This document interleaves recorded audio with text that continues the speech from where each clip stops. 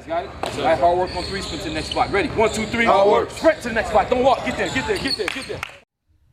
Welcome back. Phenoms Hoops here, back in Raleigh once again, this time for the Phenom ENC 150. It was a great event, Jamie. Got to see a lot of great talent, high school level. Last week we were at the junior level, saw some young talent. Now this week we got to see some great high school talent. Overall, what would you think of the event there? What did you kind of see and what did you make of all the players out there talent-wise?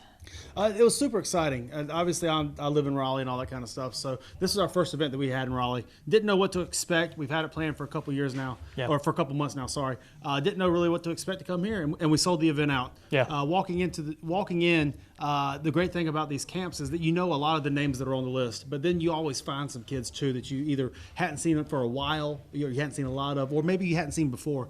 Period, coming from different areas of the state, and this event had that. There was a ton of names on the list that we knew coming in, a ton of kids that we were excited about watching. But there's also the student athletes who came in here and showed us something for the first time, and also played better than we had seen them previously, or we hadn't seen them for a year. So it was an awesome event overall. This is one of the best ones we had. We had to we sold out of it.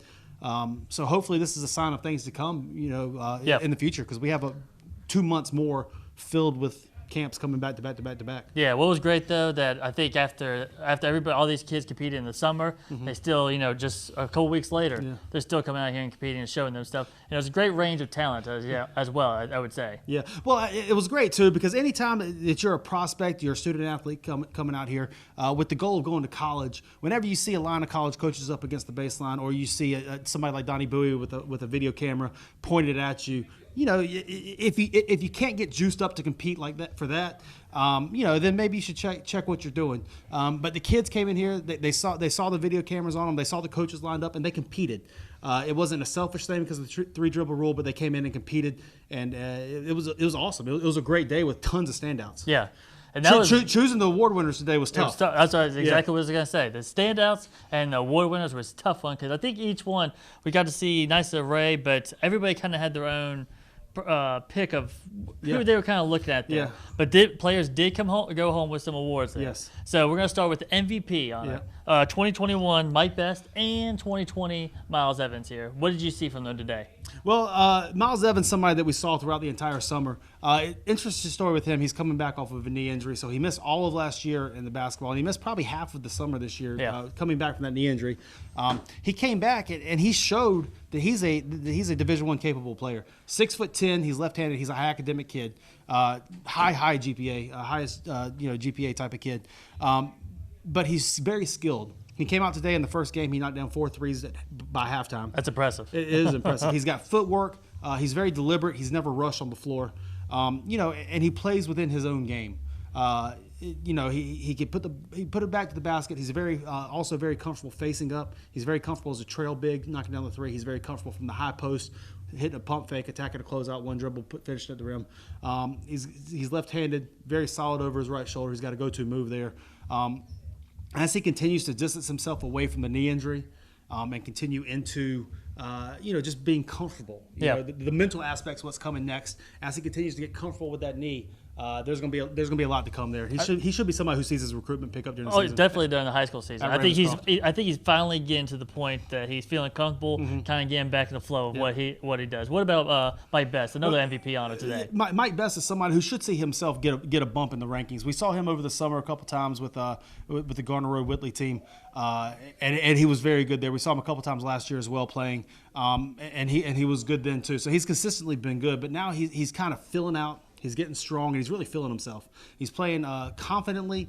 He's playing skillfully.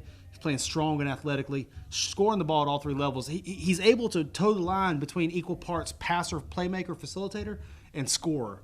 Because he's a three-level scorer with deep range, soft touch, quick release. But he's also able to touch the paint at will and make a proper read off of that. It was a good overall day for him. Very strong. He's somebody who has transferred to Wayne Country Day now. I heard he's reclassing possibly back to 2022. So he's definitely one to watch. He's somebody that in our 21 rankings would receive a boost after this weekend. They should there. Those two kind of split the MVP honors. For Mr. Playmaker, 2022, Gunnar Walters there. Yes. You loved him. I saw all throughout our social media, everybody was talking about Miles, was talking, you were talking about, Jeff was talking about him. What did you see from Gunner today? Young kind of guy, young guard, but impressive. Yeah, well, the confidence. He oozed confidence, and it's easy to see. His dad's a coach. His dad's a college coach. He's a coach at Wake Forest, Rex, who also played in the NBA for about 8 years. He just moved down this summer from Michigan when his dad got the job at Wake Forest. He's going to be going to Mount Tabor next year. 5'11", 2022. He's just a wizard with the ball. It's unbelievable, uncanny his ability to make a play with the ball in his hands, especially in the open floor. He's got eyes in the back of his head. He's able to create angles and space. He's able to look off defenders, get his players open off the look and the pass. There's some unbelievable, just unbelievable plays that he made. Some very wow moments that he had. Very excited to see what he does at Mount Tabor High School this year. Playing with Jacob Moore and Shaylin Woodbury, coming into there and kind of probably running the show from the get-go. He's a very exciting player who's got a very high IQ and a bright future as he continues to grow physically. Now, he was a playmaker. Mr. Defense, always kind of a special thing, and kind of can be a little tough times to kind of pick those kind of guys. But 2020, 6'1", Aaron Ross. I watched him twice on my court there. I love his kind of feel for the game. Yeah. Defensively, he was all over the place, just going, sticking with his man, sticking right on his hip all the time. But he also did display some offensive capabilities. Yeah. Don't get me wrong. He did show a nice change of speed, get into the rim, and a little explosion with his in transition there. But Mr. Defense, he was all over the place. What did you see from Aaron today? Well, Aaron's a 2020. He's from Pittsburgh, North Carolina. Goes to Northwood High School. He's a three-sport athlete. He plays baseball and he plays football also. So you could tell kind of his athleticism, his natural feel for his movements and everything, and explosion in his game. But he strapped up first possession to last possession, 94 feet. He was all over the floor. And anytime somebody gives that type of effort with that type of athleticism and energy, deflections and getting in the passing lanes and strapping his man with the ball in his hands, ripping them left and right, hustle down, chase down blocks. Pretty much everything that he had to do, he did defensively. And it was a show, like you said, he did a lot of things offensively. He knocked down some shots. He got into the paint. He's a definite college-level player. Yeah. But he's one of those guys who's able to dictate the course of a game at times on the defensive end. He's able to dictate the course, create turnovers, and get the other team kind of out of their flow and momentum.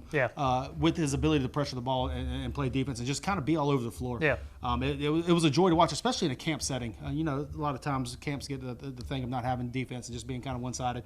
It's a joy to see him, and it's always a tough thing too, Patrick, coming into these things between an on-the-ball defender and a rim protector as to the Mr. Defense, and it kind of comes to preference and all that kind of stuff. A.K. Holden was another one.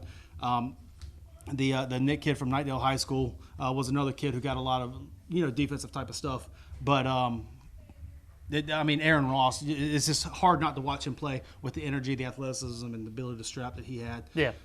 What I liked about it, he took pride in it. He took great pride in it. You could see it. He didn't quit. And like you said, in a camp setting, sometimes you get going back and forth in a lot of things. But he stepped up to the plate. He did it at such a high level too. You know how the crowd and the bench gets really hype over dunks, all that kind of stuff. Well, they got really hype over his steals and his deflections and all that kind of stuff, clapping and getting it together. So he brought that type of energy to the game. That's something that college coaches notice, though. Yeah, absolutely. They definitely take note of absolutely. That. You mentioned another guy that took home, A.K. Holden. There. Yes. Mr. Hustle. Mr. Hustle. What'd you see from him this what you just described a little bit of what he brought there, but why did he take home the Mr. Hustle world? Well, we knew AK was an explosive athlete. We've seen that all summer long playing with the Royal Knights. He's going to be at Henderson Collegiate. They're probably the favorite to win the 1A state championship this year in North Carolina. So we saw his athleticism all weekend. What today I saw was relentlessness. He just had a relentless nature of going to get the ball. Charles Barkley once said, he was asked, how do you rebound? And he's like, there's no technique to rebound. Just go get the damn ball. Yeah. And that's what A.K. Holden was doing today. Just go get the damn ball. He was all over the floor, 50-50 balls, rebounding, the passing lanes, diving on the floor. Just pretty much whatever you wanted to do, he went and got the ball. Yeah. And he created extra possessions for his team. He made plays for his team, winning plays. And then his hustle kind of bled over into the winning category as well. Yeah. Little things that make up for a team. There's little, plays here and there, hustle all around there. He made those plays today. Without question. Yeah. Last one. Winning plays. Yeah. Yes. Last one was Mr. Stations there. One of our younger guys that we've been recently been releasing some of our 2023 watch lists there. This guy made that list. Will Otto. Yeah. 2023 guard. What did you see station-wise? But he also showed it all throughout the camp. That he's impressive. Yeah, he's an incredibly skilled player. I mean, he was one of the leading scorers of the camp today as well. He showcased the ability to handle the ball. He showcased the ability to shoot the ball and score the ball, facilitate. He's a 5'10", 5'11" point guard. He's from the Raleigh area. He's a Garner Road kid playing here at J.D. Lewis Center. He kind of showcased everything that you want a prospect to have. He had facilitation skills. He was confident as all get out. He had had a tight handle. He touched the paint, shot the ball well. He moved his feet well on defense. He had the whole arsenal of a high IQ textbook type of player. Yeah, those are just some of the names that kind of stood out there. But we could probably talk for quite some time here. Which we will on the podcast this week. Exactly. I was just going to say that there. Check out our podcast, Phenom Hoop Podcast, but we'll be reviewing some more of the Phenom ENC 150. Our next event, we're going to be heading to, we got to see the Eastern, now we're heading to the Western side. Yep. And we want to see the talent that exactly what we saw here. We want to see what the West can bring there. And guys, heads up with that. This event sold out. This event sold out probably a week in advance. We had, 10, 15 person waiting list. Don't let that happen next week at the Western North Carolina. If you're in northern Georgia, if you're in the upstate of South Carolina, from, Charlotte kind of west, eastern Tennessee, even in western part of Virginia. Cherokee, North Carolina, we're going to be on August 31st. We're going to have the incredible exposure is going to be there. We're going to have the scouts, the write-ups. We're going to have the video people. Yep. Donnie Bowie's going to be there with the video camera. There will be coaches that are in the stands. It's going to be our director of player analysis, Jeff Bendel, is going to be on the court writing about everybody. It's going to be a full arsenal. Like we say, these camps, we send you out with a ready-made college recruiting kit. Yeah. You have a write-up, you have game film, you have highlight tape, you have everything to do to be able to go ahead and kickstart your recruiting. So make sure you check that out. Western North Carolina's the WNC Phenom 150 Exposure Camp in Cherokee on the 31st. It goes from 7th grade all the way up until 12th grade as well. So plenty of time to sign up there. Still got some spots remaining, but they're filling fast. But we want to see all the talent there. Continue to check out all our stuff today. Phenom ENC 150 was a hashtag. You can look at all the social media. We've already got articles posted. We're going to have more articles throughout the week talking about more of these kids. So I'm excited. It was a great event today. I'm excited heading to the West, see what they kind of bring.